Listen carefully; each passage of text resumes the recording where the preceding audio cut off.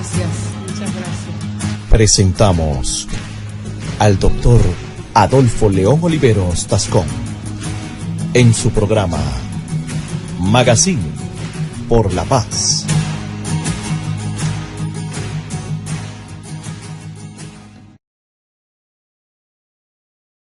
Muy buenas tardes a los amables oyentes de lapazestéreo.com. Estamos en el Magazine por la Paz. Les habla Adolfo León Oliveros Tascón, su periodista amigo, como siempre, aquí en su Magazine. Nos acompaña Carlos Gabriel Ortiz Quiñones, abogado penalista. Buenas tardes, Carlos Ortiz, ¿cómo está? Buenas tardes a todos. ¿Por qué está tan seco? ¿Qué le pasó? No, muy buenas tardes a los seguidores de Magazine por la Paz. Pero está como sostenido hoy, ¿no? Pues sí, claro, siempre me mantengo así, bien agarrado. Sostenido. Y el amigo Miguel Mejía también, véalo, allá está contento con su camiseta verde del Deportivo Cali. Mire que, Carlos Ortiz, que la problemática de la corrupción en Colombia no tiene cuándo acabar. Fíjate que ahora a unos fiscales en Cartagena, una vaina ya bien compleja, les encontraron plata en medio de unos expedientes, y eso pasó este fin de semana. Resulta que en un operativo que se inició hace 15 días, las autoridades capturaron a 8 personas, 6 de ellas funcionarios y exfuncionarios de la Fiscalía, de la rama judicial y del IMPEC. Estos tipos, según las autoridades, se habían convertido en empleados a sueldo del crimen organizado para el otorgamiento de beneficios judiciales. En la audiencia de solicitud de medida de aseguramiento, este lunes que pasó, la Fiscalía reveló los videos y audios con los que se busca demostrar que intentaron ayudar a Benjamín Herrera Martínez, un hombre capturado a finales del año pasado, cuando transportaba 200 kilos de cocaína y que había pagado millonarias sumas de dinero para quedar en libertad antes del 30 de diciembre del 2016. ¿Cómo la ve ahí, Carlos Ortiz? Eso no es raro que haya servidores públicos vinculados a la Fiscalía General de la Nación que están por cuenta del crimen organizado, pues que porque el crimen organizado parece ser que lo subvenciona o lo sostiene y están a pago del crimen organizado. Yo le contaba a usted hace días que aquí en la Fiscalía de Cali, en el Cuerpo Técnico de Investigaciones, habían unos señores allí que se extraditaron a los Estados Unidos y fueron condenados a los Estados Unidos porque estaban a sueldo del crimen organizado. $10,000, si no estoy mal, mensual le pagaban a uno de ellos que fue condenado, o 10 millones de pesos mensual, no me recuerdo la cifra. Pero lo cierto es que una investigación que se hizo por parte de la DEA se estableció de que estos señores actuaban a sueldo del crimen organizado, de dinero recibido por el crimen organizado. Entonces, esta es una gran tragedia nacional. Lo que está sucediendo, el caso de Cartagena es visible por en noticias, pues, concretamente la televisión, pasaron a una fiscal de esas contando los billetes, producto de un soborno obtenido para favorecer a alguien. Y mire, don Carlos Ortiz, que pues cada día la ciudadanía queda más perpleja, porque aquí en Colombia la única entidad que más o menos gozaba de cierto reconocimiento era la Fiscalía y la rama judicial. Pues cuando uno le hablan del Congreso en Colombia, pues allá todo el mundo dice que allá hay bandidos, que hay delincuentes, y entonces pues uno ya como que no se asusta cuando hablan del Congreso. pero que la justicia manejaba un cierto nivel de buena imagen ante la opinión pública. La gente le comía mucho de cuenta a los magistrados y jueces, pero es que ahora con la vaina de que 2 magistrados del Meta están encanados por pedirle plata y por recibir plata. Unos magistrados de Cúcuta están encanados. El fiscal anticorrupción está encanado. Y cientos de funcionarios de la rama judicial encanados. Entonces la gente, pues hermano, ya ¿en quién va a creer? En la policía pues tampoco le creía nada, porque pues la gente siempre ha dudado de la policía. Aquí siempre se ha dudado de la policía. Han habido policías buenos, malos, regulares, pero la tradición de la gente es que no le cree a la policía. Bueno, uno no se asustaría si alguien le dice a uno, vea, es que cogieron 16 policías como los cogieron anoche, cogieron al subcomandante de policía de Bogotá por un caso de un homicidio de un profesor aquí en Cali, que le pusieron, según las autoridades, unas armas para hacerlo aparecer como un falso positivo. Profesor que era del Antonio José Camacho y de otro colegio privado que creo que era el colegio La Corder, de aquí de Cali. Y ese hombre era uno de los que se dedicaba a establecer lazos de convivencia entre los estudiantes del Antonio José Camacho y Santa Librada. Y resulta que ese hombre de un día para otro lo matan, iba con unos amigos, con unos parientes, la policía lo aisló del grupo y luego apareció muerto este ciudadano, este profesor, y la versión que dieron los policías era que el tipo se había enfrentado a bala con ellos. Situación que al parecer fue desvirtuada porque hoy están capturados cerca de 8 policías a los que se les imputa los delitos de homicidio, alteración del escenario del crimen y además de eso concierto para delinquir. Muy grave esto, pero bueno, uno, como le digo don Carlos Ortiz, en la policía, pues como uno se crió siempre viendo que policías cogían todo el tiempo con cosas malas, entonces la gente no se aterra. Es que la rama judicial es otro paseo, señor Ortiz. Otro tema interesante les voy a contar, amables oyentes de Magazine por la Paz, es que la Superintendencia de Servicios Públicos Domiciliarios acaba de decirle a la empresa eléctrica Dicel, distribuidora y comercializadora de energía, que no puede cobrar en la factura de servicios públicos la tal sobretasa que se inventó la gobernadora Dilian Francisca Toro y que fue avalada por la Asamblea del Valle en julio del 2016 para supuestamente comprar vehículos y hacer un comando de policía y unas cosas de seguridad que no tiene nada que ver con los servicios públicos domiciliarios. A mí lo que me llama la atención es que a pesar de que mucha gente le dijo a la gobernadora y le dijo a los diputados que eso era ilegal, porque la ley 142 del 94, que es la ley de servicios públicos, establece claramente que a la factura solamente se le puede agregar lo que tenga que ver directamente con el servicio. Eso quiere decir agua, o sea, acueducto, energía, alcantarillado, y si de pronto hicieran unos acuerdos, pues hasta el gas domiciliario. Pero de en adelante no. De en adelante no se puede. Es que la ley 142 del 94 es muy clara. Yo desde hace más de un año vengo diciendo que allí hay posiblemente un prevaricato por acción. Porque si uno lee la norma jurídica, ahí dice qué se puede cobrar y qué no se puede cobrar en una factura de servicios públicos.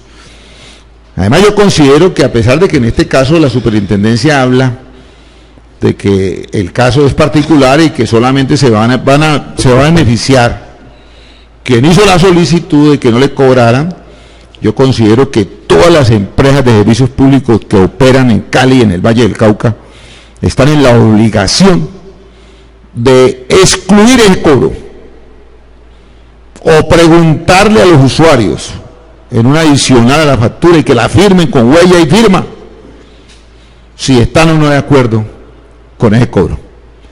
Que yo lo cuestiono por dos razones. Uno, porque no corresponde al concepto de servicio público construir estaciones de policía, comprar motos y carros para la policía. No tiene nada que ver con el servicio público domiciliario. Es otro servicio público, pero no es servicio público domiciliario. Segundo, dada la situación económica que tiene la gente aquí en el Valle del Cauca, el desempleo que hay, sobre todo en Buenaventura y en los municipios pequeños y medianos, no resulta justo que se le aumente la carga impositiva a los usuarios de los servicios públicos. Eso no resulta justo por ningún motivo. Y tercero, porque es que el departamento del Valle recibe unas regalías que no tiene por qué utilizarlas en proyectos de estudios y cosas. Esas regalías es para que las inviertan en los temas que nosotros necesitamos. Entonces, si se sabe que necesitan comprar unos vehículos para policía y unas motos y hacer una estación de policía, pues háganla con las regalías. No le metan más la mano al bolsillo al pobre, ni a los contribuyentes. Es lo mismo que esa ordenanza que están aprobando ahora para cobrar por valorización el ensanche de la Caña Gorda. Me parece terrible.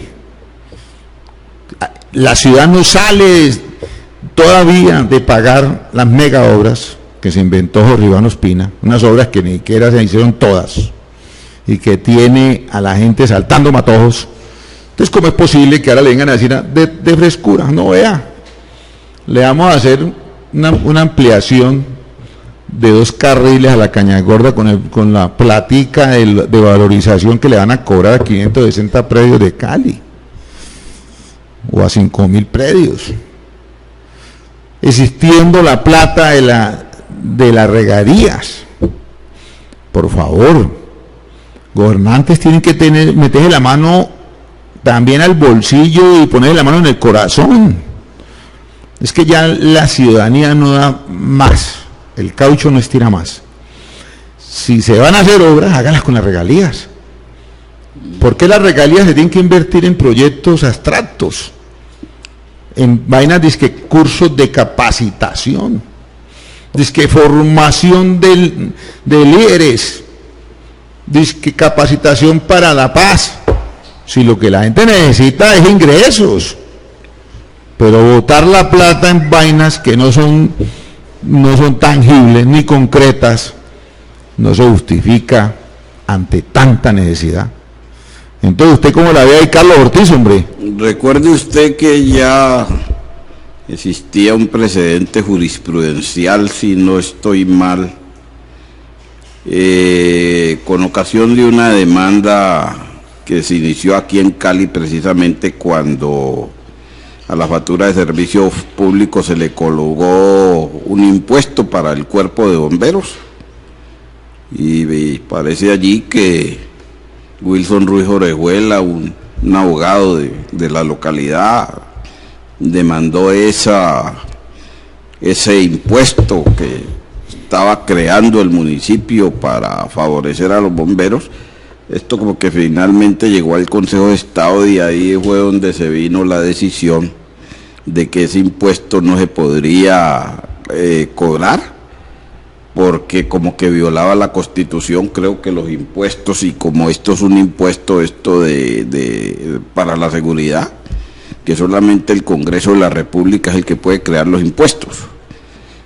Más ahí, no sé si en la misma Superintendencia de Servicios Públicos pues estaba expresa la prohibición de que a las facturas de servicio público no se le pueden colgar cosas que no tengan que ver con el servicio público. Eso es correcto, Carlos Ortiz. Entonces ya existía un precedente sobre toda esta situación. Pero es que los diputados y los gobernantes son tosudos. Correcto. Ellos desconocen todo. Hacen lo que les da la gana, como si fueran legisladores. Es que la Asamblea es un cuerpo administrativo, sujeto a la ley, porque Colombia es un Estado unitario y centralista, donde el centralismo político y descentralizado administrativamente. El centralismo político quiere decir que solamente se hacen las leyes en el Congreso, no más. Pero bueno, seguimos con otro tema. ¿Cómo le parece, Carlos Ortiz? Usted que se lee mucho la parte de la Biblia que tiene que ver con el Apocalipsis, que los tiempos del Apocalipsis parece que están llegando. Miren, el señor Donald Trump dice que va a responderle a Corea del Norte con fuego e ira. Yo me puse a buscar esa palabra, fuego de ira, y esa palabra está en el Pentecostal, en el libro de Pentecostés. Resulta que el señor Donald Trump El Apocalipsis amenaza con usar armas poderosísimas, que son nada menos y nada más que las armas nucleares. Para que los oyentes entiendan cuál es el problema, resulta que hay un tipo loco allá en Corea del Norte, es un enano, que está metido en un tema de querer hacer armas atómicas en un país que está en hambre, como es Corea del Norte. Tienen hambre, una población que está en la inopia, un régimen opresor y un pueblo oprimido, y este tipo, pues, alardeando y haciendo cosas, está provocando a los Estados Unidos. Y el señor presidente de Estados Unidos, el señor Donald Trump, que no es ningún cuerdo que digamos tampoco, es un hombre emocional, como dicen los psiquiatras gringos, que es un hombre que no está indicado para manejar los Estados Unidos. Pero como es el presidente, entonces tiene el botoncito ahí para lanzar la bomba. Entonces yo me pongo a pensar, hombre, es que el problema de Corea del Norte no es Corea del Norte. El problema de Corea del Norte es la China, que está ahí al lado, que son aliados de ellos. Y seguramente Rusia, que ya también está ahí con buenas migas con los chinos. Y adicionalmente a eso, está Corea del Sur, que lo tienen a pepo y cuarta porque son vecinos. Y lo mismo Japón, que lo separa el mar de Japón. En esas condiciones, cualquier enfrentamiento entre Corea del Norte y Estados Unidos involucra inmediatamente a más países. Todos estos países tienen armas atómicas, con la excepción, creería yo, de Japón, porque ellos después de la Segunda Guerra Mundial renunciaron a armarse. Pero parece que van a tener que armarse porque la cosa se puso peluda allá en el lejano oriente. Corea del Sur tampoco, pues tiene la protección de Estados Unidos, armas y todo lo que usted quiera, pero pues no se sabe cómo irá a reaccionar esa situación allá. Pero es una verdadera amenaza contra el mundo. Yo recuerdo que alguien decía, no, es que los gringos no son capaces de tirar una bomba atómica. Pues ¿cómo que no? Si ya tiraron dos. No son capaces de tirar una, pero tiraron dos. Hiroshima y Nagasaki a 65 años. Que puso fin a la Segunda Guerra Mundial y que obligó a los japoneses a rendirse. Y entonces resulta que ponerse a apagar fuegos con gasolina o ponerse a torear avisperos en este momento es totalmente contraproducente. Es que yo creo que el escalamiento de ese conflicto que se está dando entre Corea del Norte y Estados Unidos a raíz de los desmanes verbales, tanto el presidente Trump como el enano coreano ese Kim Jong no sé qué, eso es una cosa terrible. Yo no sé honradamente qué puede pasar allí. Posible que la presión de China le baje los humos a ese enano, pero yo creo que Estados Unidos también debe tener otras medidas menos belicosas. Es que un ataque con armas nucleares afecta a toda la Tierra, nos afecta a todos, no solamente a los que les cae, a todos. Por eso yo abogo para que ojalá haya un gran entendimiento a nivel de grandes potencias y nos ahorremos de una guerra que posiblemente va a ser apocalíptica. ¿Cómo la ve, Carlos Ortiz? Mire, esto está tan berraco, empleando esa terminología entre Corea del Norte y los Estados Unidos, está tan berraco que sí, el enano que está desafiando con atacar a los Estados Unidos, que ya tiene misiles intercontinentales que pueden llegar a impactar ciudades en los Estados Unidos. Yo creo, que si el enano desafiante llega a lanzar un misil de esos intercontinental contra Estados Unidos, es decir, si es él el que dispara primero, yo creo que la respuesta de los Estados Unidos, que tienen el arsenal nuclear todo ahí alrededor de Corea, por eso es que Donald Trump dice que lloverá fuego y furia, que tienen el arsenal, en un minuto le desaparecen al enano ese Pyongyang, la capital de Corea del Norte. Inclusive que puede que se vaya allí el enano en ese ataque nuclear que llegara a hacer los Estados Unidos, se va él y mucha de su gente y mucho de su ejército. Eso es lo que tiene muy grave Carlos Ortiz, Donald Trump. Muy grave Carlitos Ortiz. Y por último, un tema que también me llama la atención, y es que resulta que el doctor Álvaro Uribe, uno no quisiera hablar de Uribe, pero desafortunadamente el hombre da mucha lora y hay que hablar de él. Toca. Resulta que el hombre le manda una carta al juez, a un juez en Estados Unidos, de nombre Edwin Torres,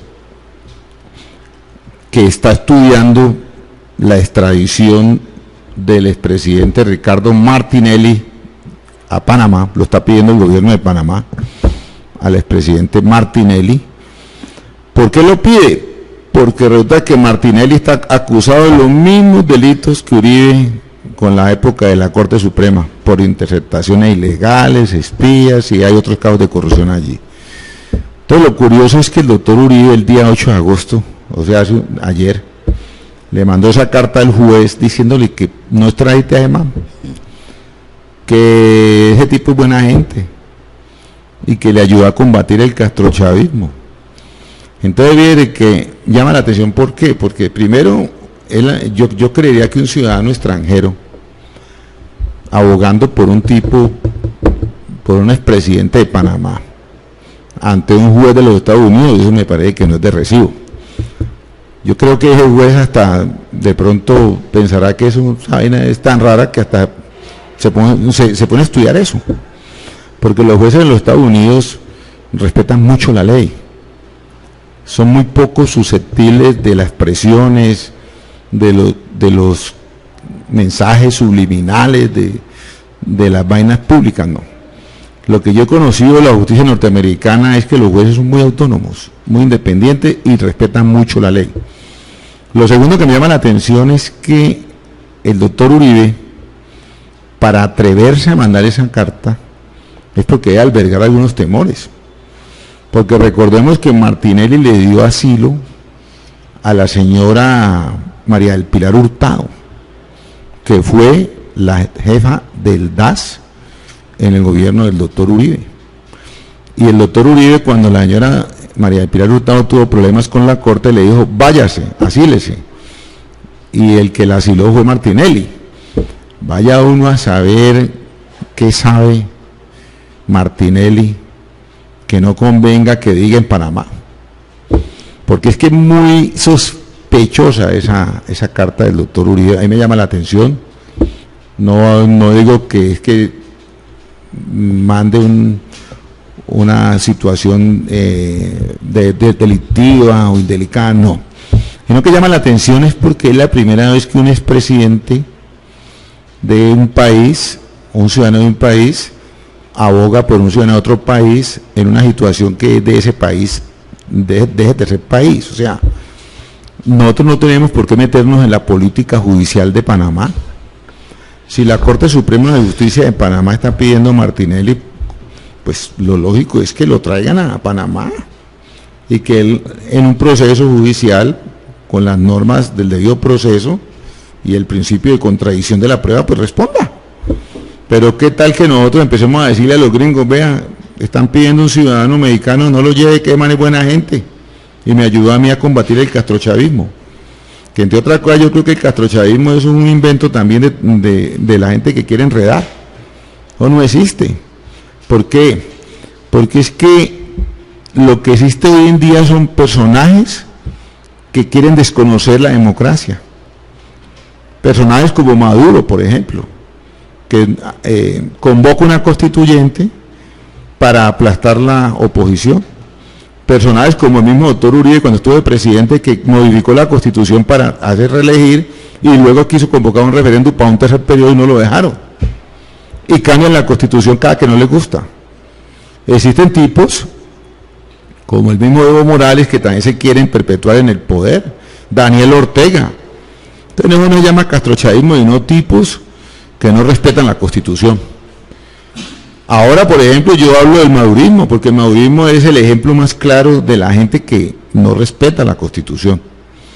Maduro es un hombre que viola los principios democráticos, y eso lo identificaría con cualquiera de esos dictadores que han existido en el mundo, con el mismo Saddam Hussein, con Gaddafi, con el mismo Hitler, con todos estos tipos que no respetan la Constitución.